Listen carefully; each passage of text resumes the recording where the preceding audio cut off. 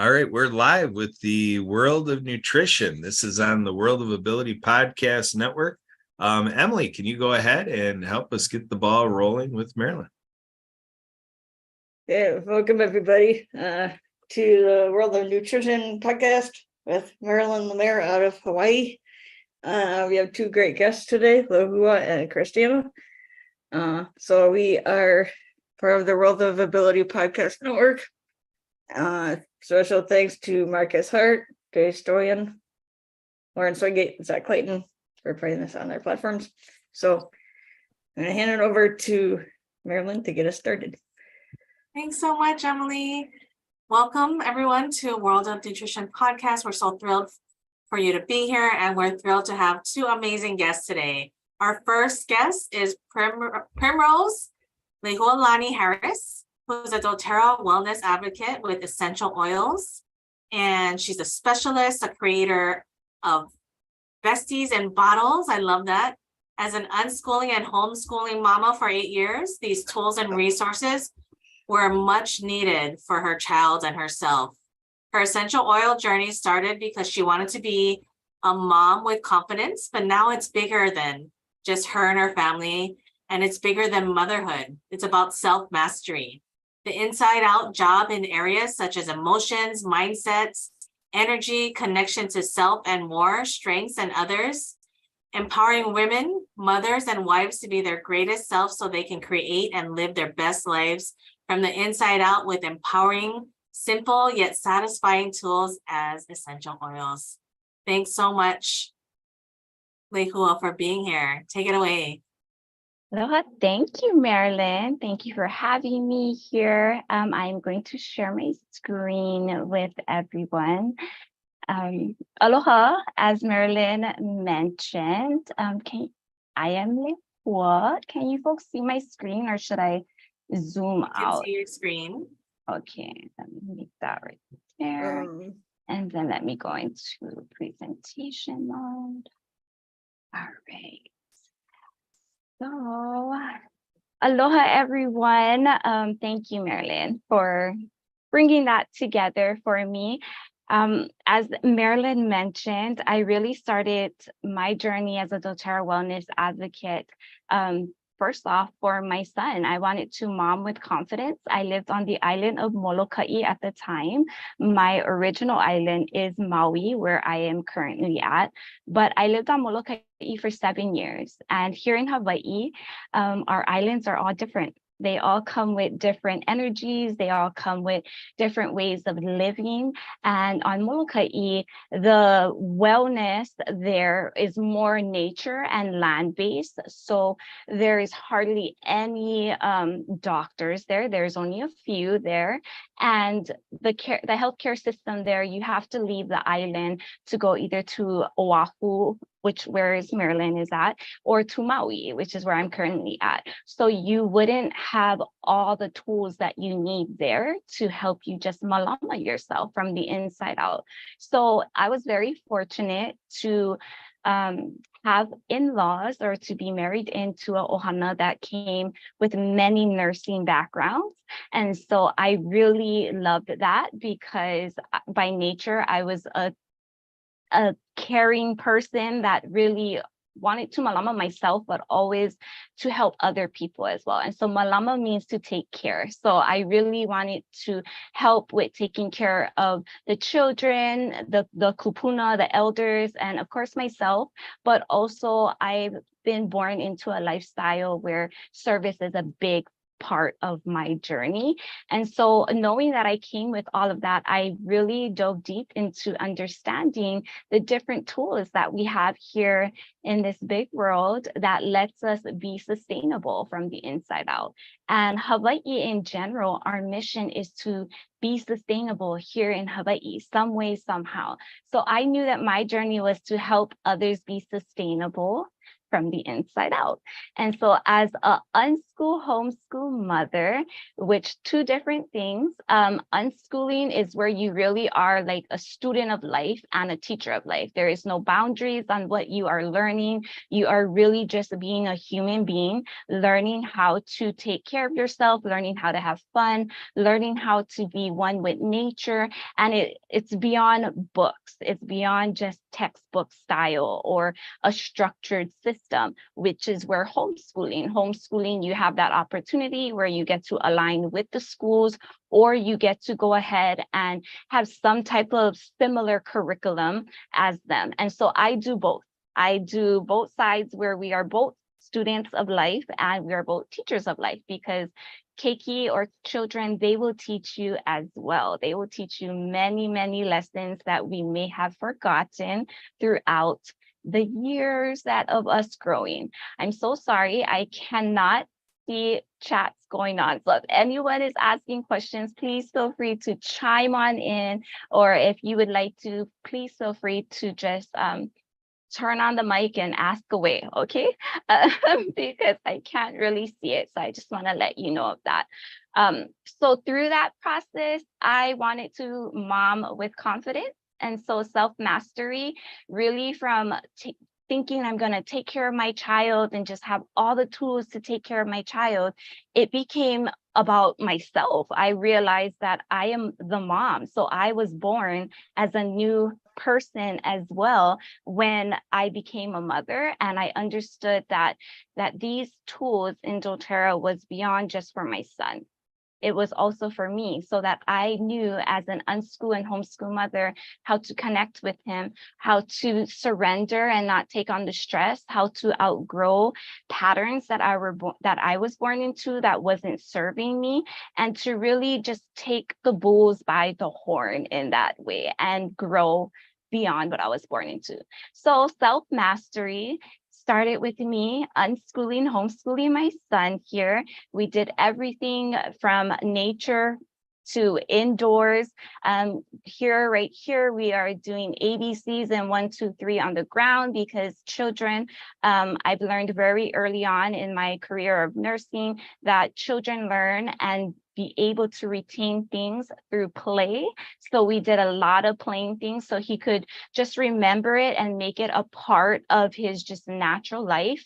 At the time before I became a doTERRA wellness advocate, I actually was already an entrepreneur, me and my husband. We were property managers, as well as we were building financial homes and helping other people build financial homes. So I already had a passion of caring. And through that, I would go back and forth from Molokai to Maui and build my business here on my home island as well. And through one of those trips, as you can see, my son would come along as well. There was a trip that only him and I went, my son and I went, and we got really sick. We just got taken out. And that really, it kind of put a stop for me, because I was like, oh no, now we're sick and I have this baby and we're not at home. And my sister-in-law actually came with a bag full of doTERRA goodies and was like, you need this, you're gonna love this. And she was right. In that one day that we were sick, him and I, within 24 hours, we got better. And it was like, what is going on here? But of course, I did not join right away. And I want to share that very clearly, that I did not join her right away, because there's another person in our family that was also in a health and wellness company. And by Hawaii way, how I was raised, you always respect the eldest one first. And that person was an elder above her. So I went with that company at first, and I am a complete deep diver and strategic person who loves to achieve things. So I went and dove deep into that, and I took 1 year to just realize what's going on in this company, and knew instantly, okay, that 1 year mark has come. I didn't find what I need. My son and I did not have that result since then, we did not have those type of results to help us grow through all the things because I wasn't in doTERRA at that time. So I took that big leap and I jumped from 1 month in October 2018 to jump in November 2018 into doTERRA because I knew something was different about this beautiful company. So from being this homeschool, unschool mommy, I really wanted to see why was I connected to that, like what was going on there, and there has to be some science behind it. And I did. I went super deep into it and I found the science behind all of their oils. The way that they built their company is one off of aloha. They truly believe in unconditional love for the land and for people. And they went through so many things to get pure essential oils from their origin of the land and connect with the native farmers that were already doing what they were doing on their land, including Hawaii. Our Hawaiian sandalwood is made here in Hawaii. It's actually called iliahi, and they get it from Big Island. The Big Island already has the biggest Hawaiian sandalwood forest out there. And what they did was work with the native farmers that were already there, 3 generations of Olelo Hawaii speakers, so families that speak Hawaiian, and they help cultivate and build what they needed around them to just help them do what they're already doing while helping the rest of the world. It was through missions like that and hearing stories like that that I became even more fascinated with this beautiful company and decided to not just dive deep as a wellness advocate, but also to create my own business. So I am also the creator of Besties in Bottles. I am a doTERRA wellness advocate that created Besties in Bottles, and these blends were specifically made for mommies and also women. I found that I am very passionate and have always been before doTERRA to help empower women. Mana wahine is a term that we use here in Hawaii, and mana wahine means powerful women, but it's not just a physical thing. It's a physical, mental, emotional, and spiritual combined elements, and that really creates mana wahine. So through that, through deep diving, through learning in fun ways, through the games that they have, through many resources, I've learned these oils beyond just the physical aspect. I learned them through mental, emotional, and spiritual, and it helped amplify who I naturally am as a Hawaiian, and really helps me help other people as well. So I did doTERRA, which this O right here with, it looks like a halo. It really means the gift of the earth. That's what doTERRA means. And I created Besties in Bottles because before that business, I already felt if you let yourself get introduced to these bottles and let the bottles just hit your olfactory, then many things can change and they will become Besties in Bottles. From there, I just grew it more and now my awi oil, which started on the island of Molokai, just a few blends at a farmer market on a Saturday, piggybacking off of one of my entrepreneur friends, is now in many different states, is one of my #1 sellers, is always asked for, is one of my biggest ones in BNI as well, beyond just enrolling with me, because it really gives people the opportunity to take back their freedom to knowing that it's simple. To take care of yourself can be as simple as knowing your tools, handling your nutrition that you'll learn later on, and then also be able to take care of yourself physically, mentally, emotionally, spiritually, but also internally as well as topically. So being able to understand that when you have these pure oils and you can use them in ways as such as a diffuser, but as well as topically, you can use them during meditation, when you're going out somewhere, when you're going to sleep, or when you're waking up, and then taking them internally. It became a game changer because now it's helping people really take control of their lives in very simple ways. So one of my favorite topics through self-mastery is chakras. If you never learned about chakras, I'm not going to deep dive in all the chakras today because there's just not enough time. But I do want to open the door for people who are wanting to master self more beyond just the analytical world. Because sometimes people thinking, especially if we as entrepreneurs or moms, sometimes we're always on that hustle and we want to go, and we want to make more money, or we want to keep doing more things and adding to our schedule more things to hopefully help us and our family. But sometimes people don't understand when maybe at some point in their schedule, they just get a drop and they don't know what is going on with their energy. Well, simple things like understanding what is going on internally can really help self. So chakras are within our bodies. They're energy point that help really keep our life force flowing. When they are in flow, you will know because most times things will be in flow. When they are not in flow, you will know because most times things will not be in flow. So chakra, this one right here, I'm going to be going over the first two from the bottom up. And so root chakra. Root chakra is where you 0 to 7 years old, where you really learn in that's where is developed how you are going to be when you grow up in your survival, your security, your worthiness, stability, boundaries, the whole works. And through this area, when you are being raised, if it isn't balanced in some sort, sometimes you can go through things that could create dis-ease from the inside out, which will then later on go into disease. And so essential oils here help you really take control of your emotions and your mental so that you can free that energy space within you and let it flow as easy as possible. So a few essential oils are based up here because every essential oil has some type of emotional, positive and negative aspect that it could help you journey through. Maybe you are in the negative state and you would like to become more positive, then you would learn the oils to help you go from one emotion to the next emotion. Also, through this, there are affirmations such as I am safe, I am supported.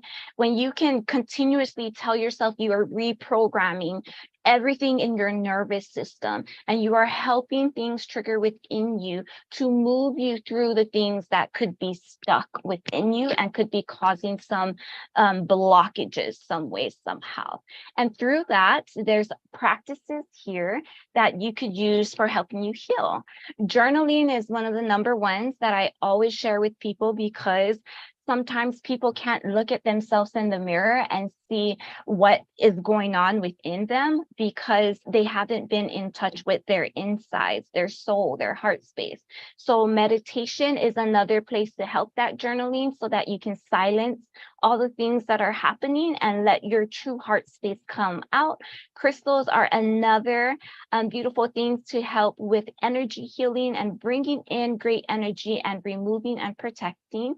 Sound healing, like sound bowls, if you ever do go to that, or there are meditations that are just about sound as well. Those are also great to help trigger certain things within you to move through instead of staying stuck. And also what you eat. What you eat is actually the main foundation that could really get things going in a right direction for you. And we have another guest speaker that will definitely dive into nutrition for you. And of course, yoga moves. Yoga moves free a lot of energy density within you and let things just flow through so easily. So the next chakra is the Sakura chakra, and the same thing. However, this one is from 8 to 14 years old. And 8 to 14 years old, you learn a lot about yourself, your creativity, your sexuality, your passion, your emotional response. And so if you miss a beat through that upbringing, then there's some things that may feel uncomfortable for you, or you may not be so in touch with your feminine side. Well, then these are oils that can help journey through that and bring that together or awaken some things within us. As women, sometimes we we may not be able to fully express everything to everyone, or we may suppress things and push it down when we really should be feeling our feels and listening to our intuition to guide us through our next step of life. And so these oils right here can really help either unlock certain things or can center you or ground you more into them. These are great oils if you are doing yoga or meditation, amazing oils to have on hand for that process. And here's the affirmation down there. I am living a creative and passionate life. The more that you can tune into that, the more that you speak it and truly believe it, the easier it is going to become more centered and more of an awareness. And you'll be able to move from autopilot to now consciousness and really be able to create your life, your best life. And so these are the same type of practices for healing that could be used in this chakra as well. That is what I have for us today, because today my main topic is self-mastery. And what that means is to malama yourself, take care of yourself. When you are able to take care of yourself and others and the land, if you live here in Hawaii or are nature-based, a lot of great things can happen because it's a synergy. And the more that you're able to master yourself, the easier it is to play well with others. Thank you. And if you would like to connect with me, please come and follow me on IG. There's my IG, or email me at Besties in Bottles. I would love to connect and just talk story and see how I could add value. Mahalo. If you have any questions for the guests here or anyone here, go ahead. Oh, thank you so much, Lehua. That was actually my question. How can people get in touch with you? Right? So important. And also, I did want to say that somebody gave me all the essential oils that goes with the different chakras. So I would love to talk story with you more and learn about, how to utilize those as well. So thank you very, very much for doing that. And I want to I'm going to highlight Christina, our next guest. And so as a registered dietitian, Christina Becker is our second guest, and she's also a public health nutritionist, an integrative wellness coach. She's worked with people from all walks of life, helping them achieve optimal health and well-being through individual coaching and group sessions, talks, and engaging hands-on nutrition and wellness workshops. She focuses on nutrition coaching using non-diet and body image focused strategies to help women ditch the diets and develop a positive relationship with food and their body. She also provides one-to-one and group coaching, talks, corporate programming, and seminars for Silicon Valley Fortune 50 companies at Stanford and Nourish, her private practice. Thank you so much, Christina, for being here. Please take it away. Thanks for having me.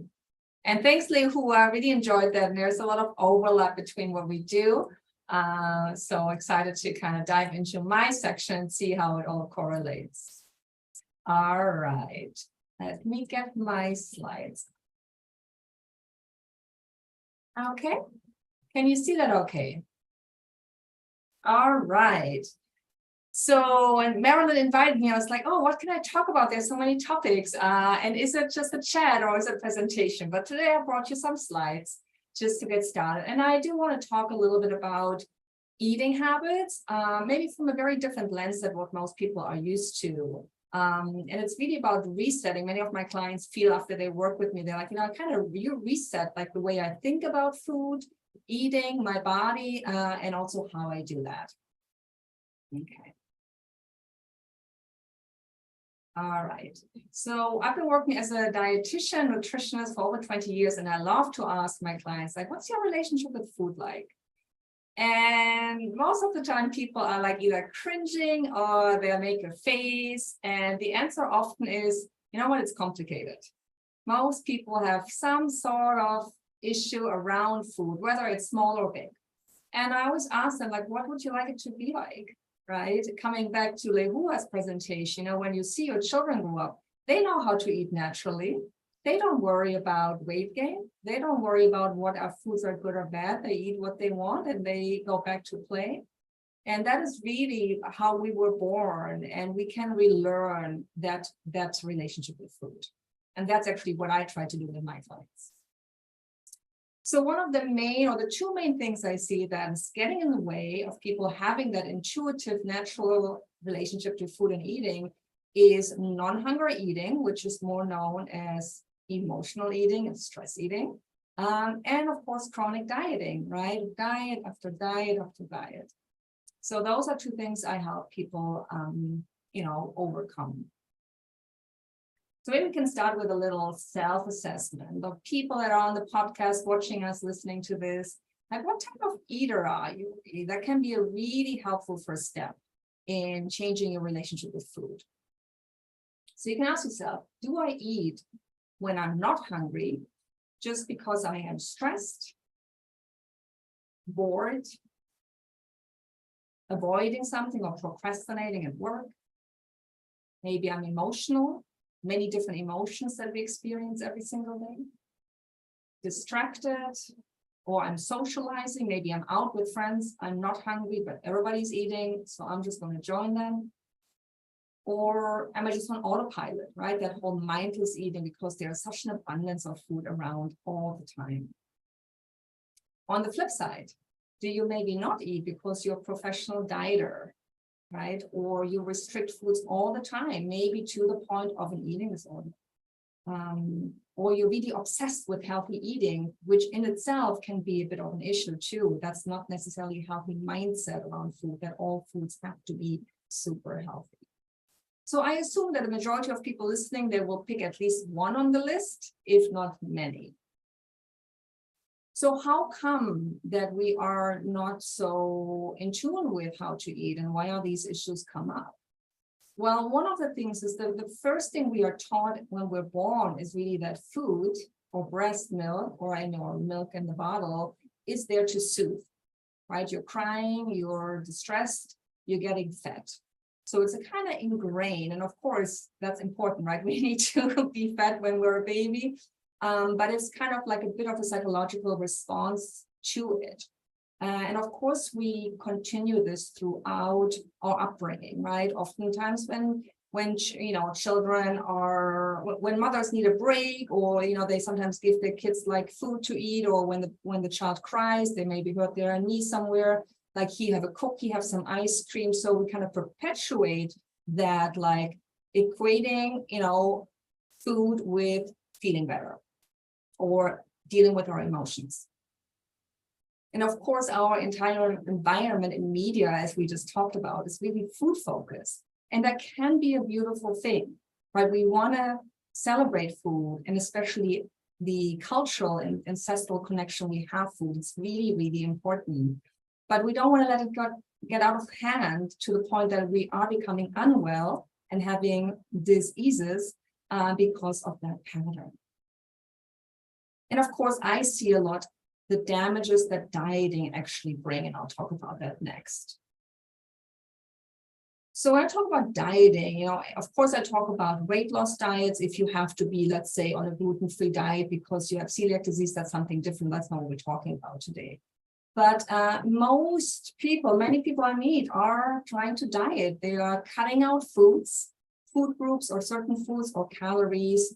For what? Most of the time to lose weight, because we live in a culture where you gotta be skinny or thin, and it's not doing us any good. And it's actually not necessary to be healthy to be super skinny.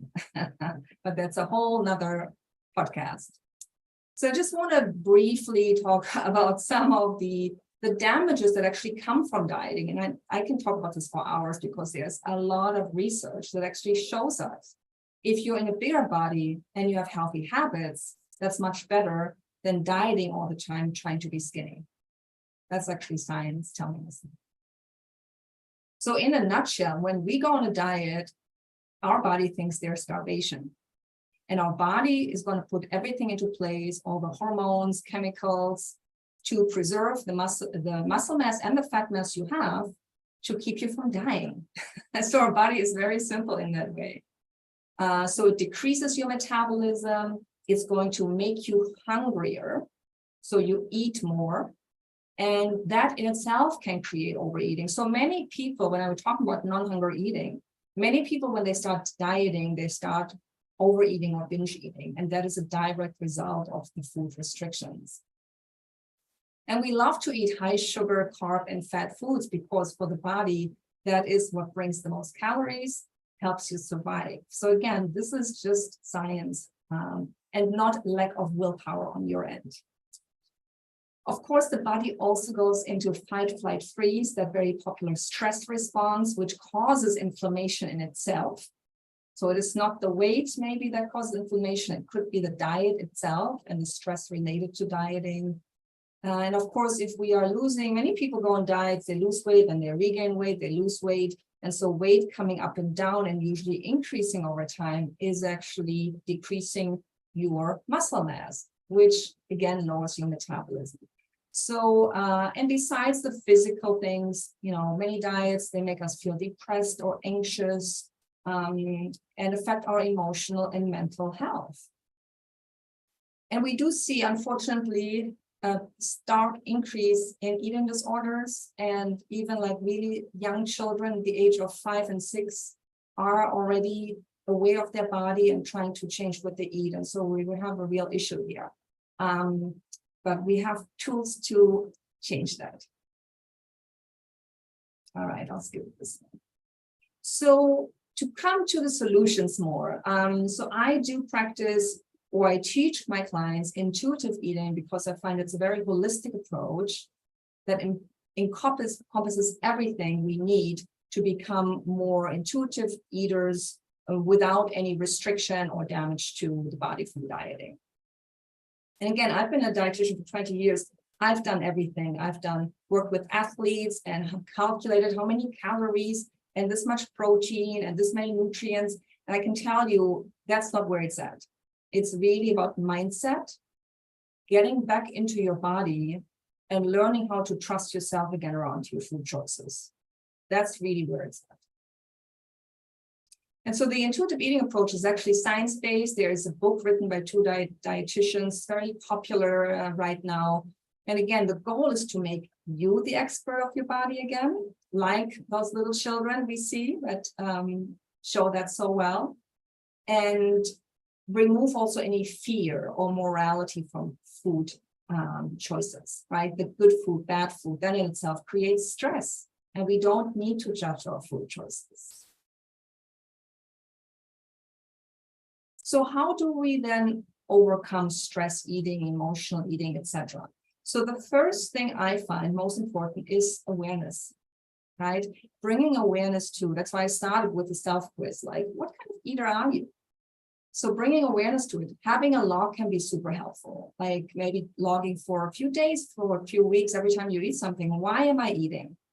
What are the circumstances around my eating? And am I really hungry? That can show you a lot.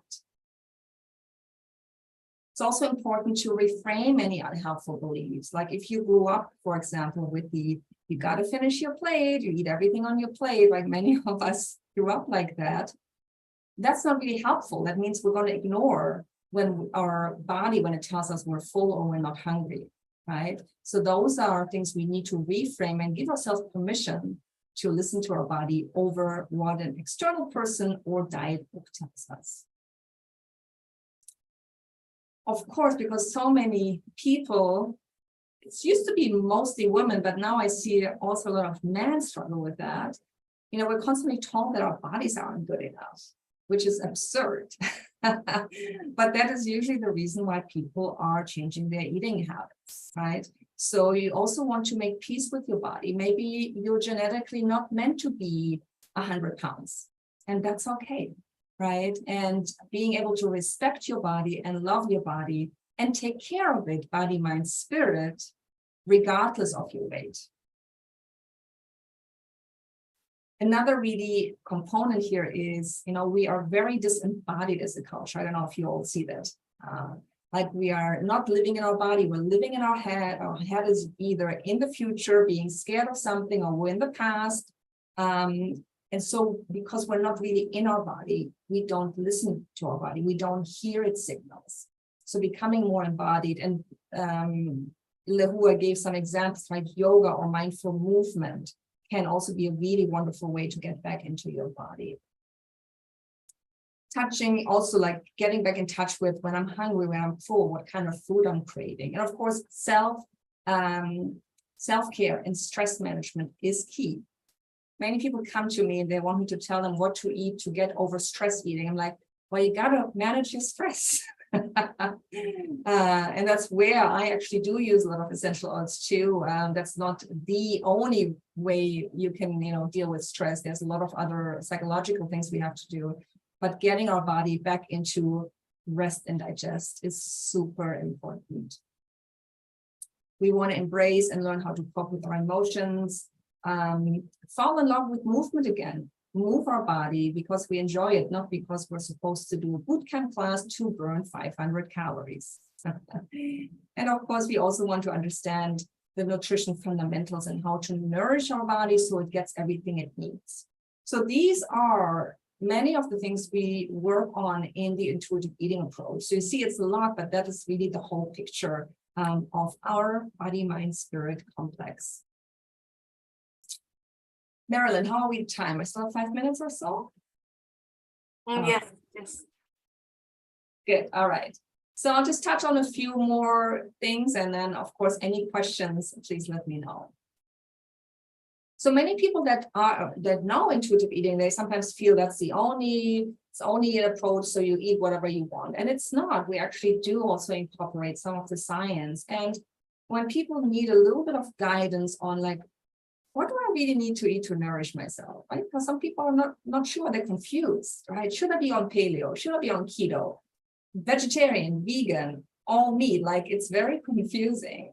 And I love to use the plate model as an introduction to a balanced diet. And it really gives people the freedoms to still pick the foods that they enjoy, that they love, that are relevant in their culture, right? Somebody here in Hawaii might want to have a different vegetable on their plate than somebody in Spain or in New York, right?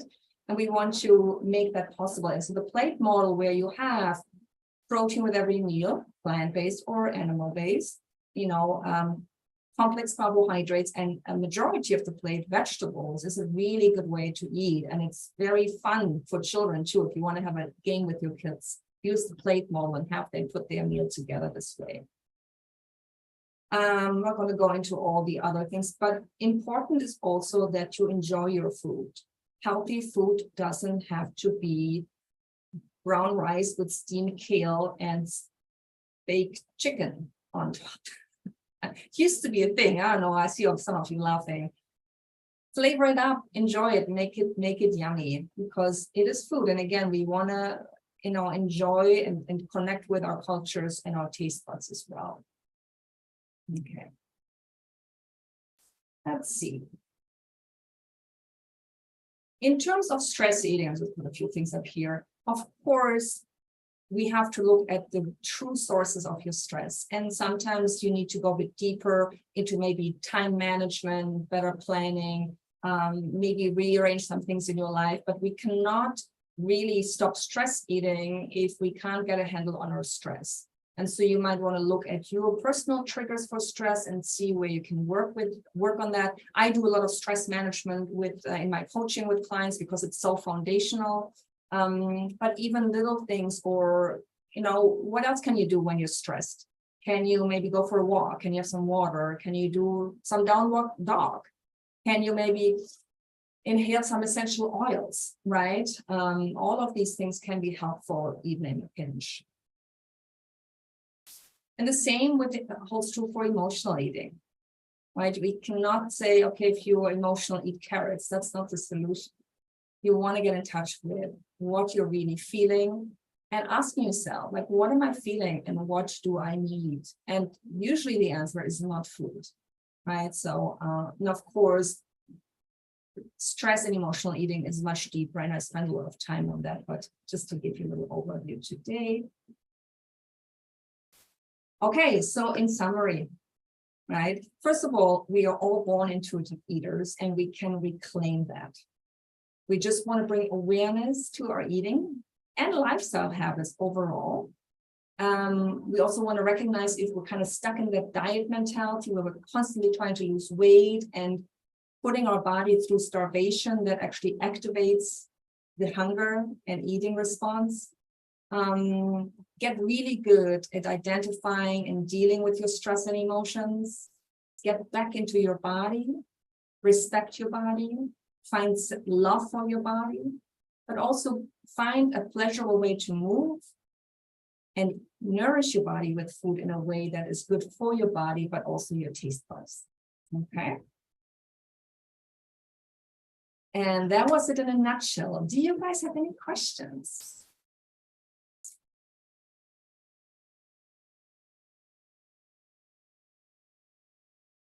That was amazing. I wrote down that, thinking about for babies, when the baby cries and they're upset, what do? We feed them. And that's the first thing that I did with my babies. So I feel like we just do that as a society, right? So when we do that, then that just teaches our brains from a young age, hey, food is going to comfort us. Yes. That makes so much sense. That was a light bulb to me. I was like, wow. Yeah. Thank you for sharing that. Normal, right? And that is totally fine. We just want to make sure we don't extend that with like always giving kids a cookie when they are not happy, right? That's then where we can do better. Babies need to be fed. They cry to tell us they're hungry. It's a different thing, but it is ingrained. So it is not always your fault. Yes. Thank you. Yeah, so good. Leila, did you have any questions or feedback? That was amazing. I'm happy that I got to be a part of this. And this is really my power team, I feel like, even in BNI. So this is awesome. Thank you for having me. Yeah, and Lehua, I mean, I wish actually I had more time because, I do similar work, right? I also work with energy and energy healing, and definitely even the chakras can be involved in the way we eat and feed ourselves, and they get affected by stress and emotion. So let's have a call, you and I. I love it. And I loved all your tips. Also looking at personal stress triggers. What can I do when I'm stressed? Like, yeah, when we're stressed, we just think we're overwhelmed. But if we just stop and pause and think, okay, well, what can we do? Yeah. What is the trigger? Yeah, this was amazing, Christina. Yeah. And that's why I kept on saying the nutrition and going over to Christina, because it's so intertwined, like everything that both of us do. So this is amazing. Thank you, Marilyn. Thank you for connecting this dot. Yeah. And where can people find you, Christina? Please share. Yes, so you can find me. My website is ChristinaBecker.com, and I'm also on Instagram and all the other social media as Christina Becker Nourish. So you can find me. Instagram is probably the best way. I do often lives, IG lives, and free webinars. So if you just want to learn more about my body, mind, soul approach to eating and intuitive eating, you can find me there and also ask any questions. I love it. Yes, thank you. And then we'll put your information also with the video as well. I did want to say thank you. This podcast is sponsored by Mutual Aid Network. So MAN, Mutual Aid Network. We're super thankful for them. What they do is they look out for people who are talented throughout the whole world, and they're able to utilize people's skills and be able to trade around the whole world. Like, how cool is that? So something that I love to do is host karaoke. And so I get to help them and host karaoke for people around the whole world that love to sing, and being able to give back in that way. Everybody has their own strengths. And so we're so thankful to be partnered with Mutual Aid Network and Innovative Nutrition. I did want to talk a little bit about that. So Innovative Nutrition, we talk about wearable nutrition. If people are not able to take their nutrition orally, this is a great way for them to be able to get it in patch form.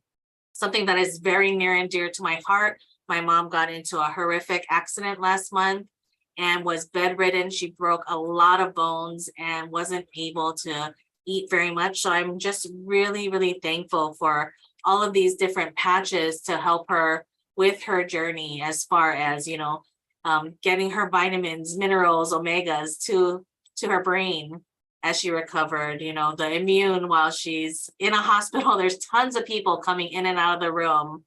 Our joint support patch, which helps to strengthen bones and teeth. And this is important because she had broken quite a few bones.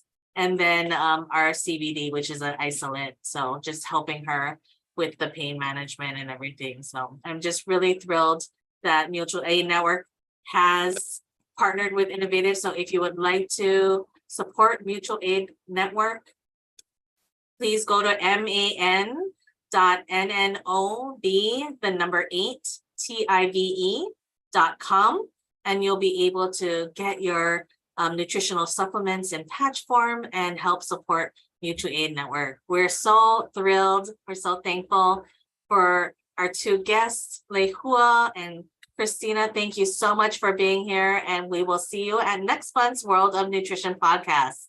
Mahalo, everyone. Thank you.